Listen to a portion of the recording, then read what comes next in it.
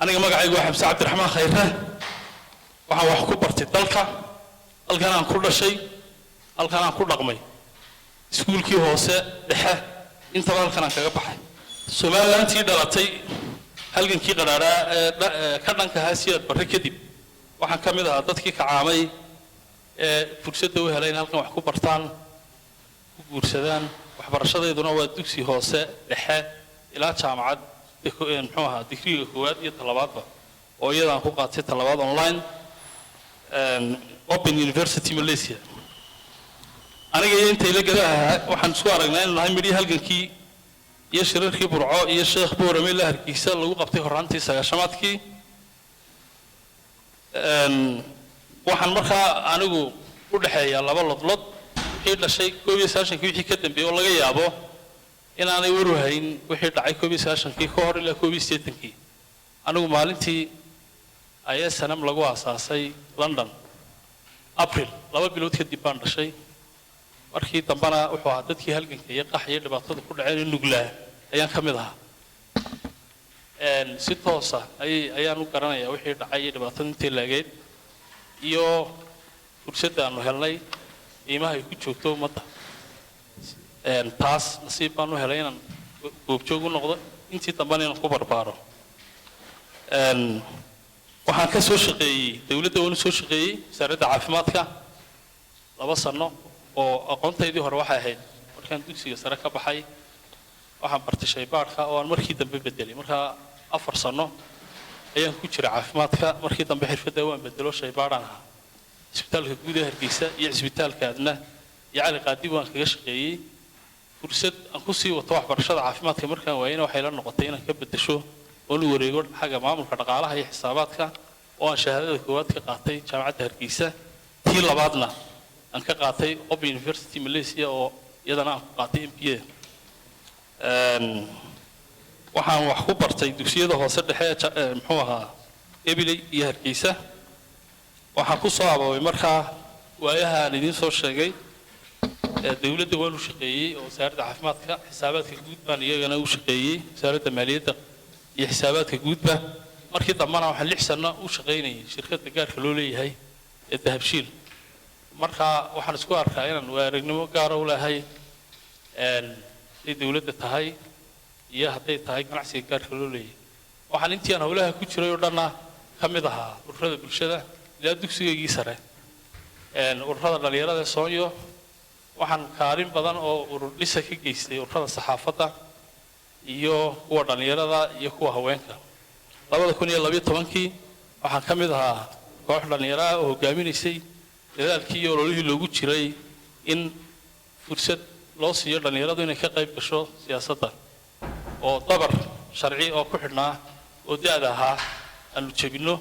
aanu furno aan idhaahdo sharciga lama jabiyo dabarka waanu furnay dabadeed waa taasoo keentay in 2020 ay dhalinyaro fara badan ka qayb gasho siyaasadda oo aan u arkaynay runtii inay tahay meel ay ku baran karaan hogaaminta kulli dhaliilo way jireen laakiin waxaan ku faanaynaa maanta maayro badan oo joogay fursadda inay ka faa'iideysteen doorashadii dalka ka dhacday ayaa 2012 waxaan ka mid ahaa asaasayaashii ururkii ummadda weli markii dambe aan dib uga noqday oo aanan ku sii nagaan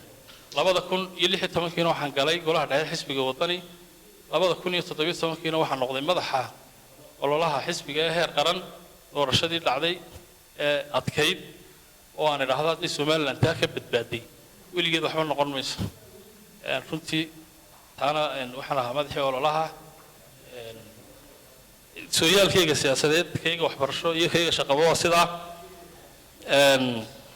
hogaaminteedu waa mid ku dhisan xilkasnimo dulqaad wada tashi dad isku wad iyo u adeegid danta guud intaas budbigo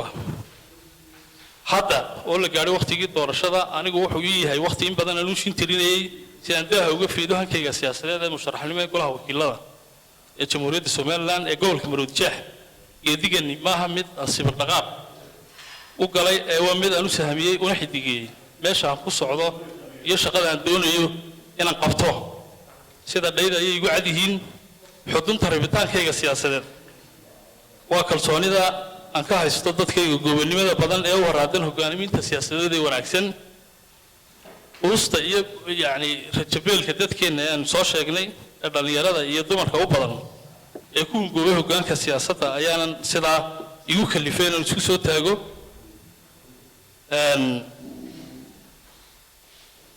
haddii Allah subhanahu wa ta'ala igu guuleeyo musharaxnimada walaha wakiilada gobolka Maroodi Jeex oo dadkaygu ii doortaan waxaan mudnaanta koowaad siin doonaa dafridda awoodda fulinta ee xadhkaha goosatay saddexda tiir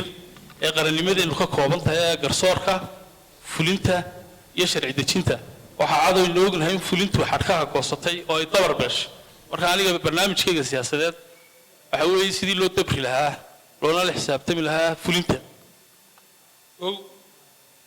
in isla xisaabtankii la soo celiyo isuna waa qodobka labaad ee xoog saari doono ka saddexaad waa sareynta sharciga iyo madax bannaanida garsoorka